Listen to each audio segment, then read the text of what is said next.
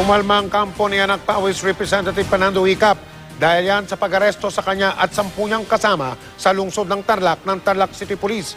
Kahapon po naganap yan. Giit ni Hicap, nakipagdialogo lang sila hinggil sa pamamahagi ng lupain ng Hacienda Luisita. Pero sabi naman ng pulisya, sinira ng grupo ni Hicap ang ilang guard post ng isang pribadong kumpanya. Nakatutok si Jamie Santos.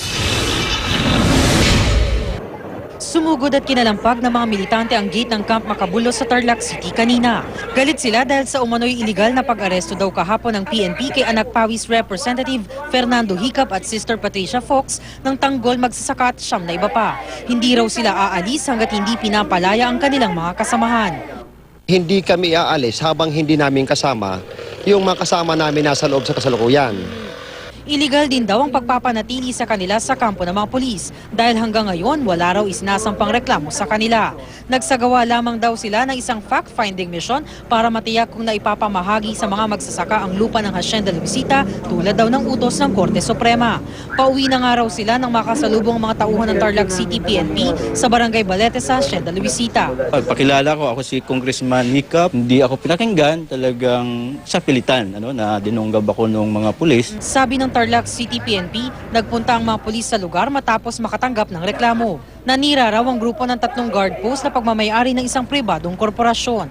Handa na rin daw silang isang reklamong malicious mischief, direct assault at robbery sa grupo kaya lang inabot sila ng holiday sa Tarlac. Wala naman po wala po akong nakikita na na-violate ng ating mga kapulisan. But then again, kung meron silang claim na gano'n, then I will look into it as the provincial director. Titignan ko yung kanilang mga claims against my police officers. Inihahanda naman ng abogado ni Hicap ang mga kaukulang kasong isasampa laban sa mga pulis. We will definitely file na kaso sa mga pulis kasi pati si Congressman Hicap ay nasaktan. Physical injuries and illegal arrest.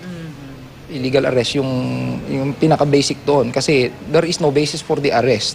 And we are going to ask the DILG for sanctions against the police, the PNP, for arresting these people who are merely exercising the right to freedom of assembly.